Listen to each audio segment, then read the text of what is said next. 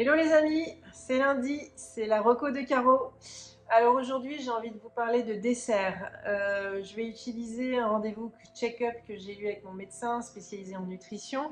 C'est lui qui m'a permis de retrouver la santé et de me faire comprendre beaucoup de choses que je partage avec vous de façon très vulgarisée.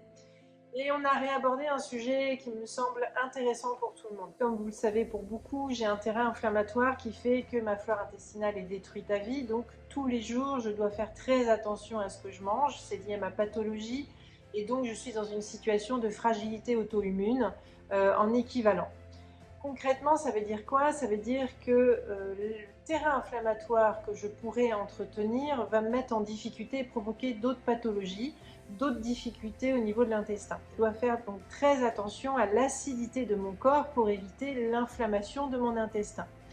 L'acidité, elle va être liée à ce qu'on mange, le stress qu'on peut avoir aussi, et également l'activité sportive qui peut être très traumatisante pour l'intestin.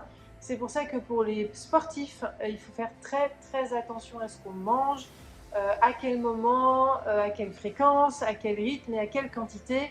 Entre parenthèses, je reviens toujours sur ce sujet de la protéine qu'on reverra à la rentrée. Concernant cette acidité, il faut savoir la gérer et la menuiser. Il y a un autre phénomène aussi, pour l'inflammation, on peut provoquer en fait une fermentation supérieure des aliments qui font que on va déséquilibrer encore une fois l'intestin et donc la flore intestinale et donc accentuer l'inflammation intestinale et l'acidité. C'est mon cas, mais j'ai envie de vous dire c'est votre cas aussi.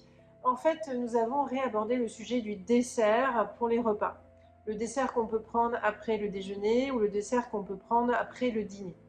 Même s'il s'agit d'un fruit, même s'il s'agit d'un petit yaourt, même s'il s'agit d'une petite compote. Le problème du dessert juste après le repas, ça crée plus d'inconvénients que d'avantages. Pour moi, c'est vraiment rédhibitoire. Donc clairement, il m'a demandé, moi, dans mon cas, de supprimer le dessert parce que mon niveau sportif fait que je dois absolument éviter d'augmenter l'acidité et donc l'inflammation qui est déjà compliquée pour moi. Moi, clairement, je vous l'annonce, eh bien, le dessert va être supprimé de mes repas. Je vais le faire autrement, je vais vous expliquer. Mais en tout cas, je tenais à vous partager cette info parce que c'est pas que dans mon cas précis.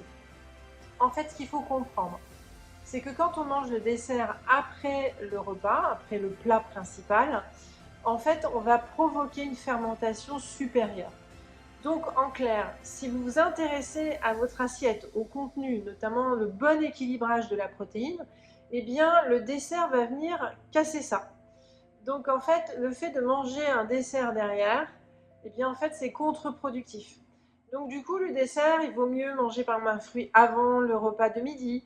Il vaut mieux manger une collation, un peu comme les Anglais quand ils prenaient le tea time.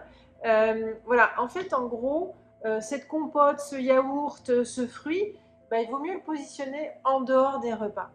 Alors, il y a effectivement le petit déjeuner où on peut manger son yaourt pour une base de protéines, on peut manger sa compote, on peut manger le fruit, mais c'est surtout après le repas déjeuner qui doit être bien costaud en protéines et le repas de dîner qui doit être léger mais qui doit quand même avoir de la protéine, y compris végétale, eh bien le problème du dessert c'est que ça vient contrecarrer.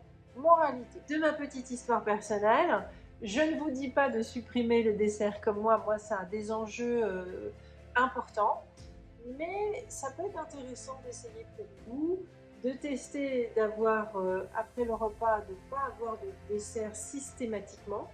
En fait, l'idée, c'est toujours une question de fréquence. Donc, un petit dessert de temps en temps, oui.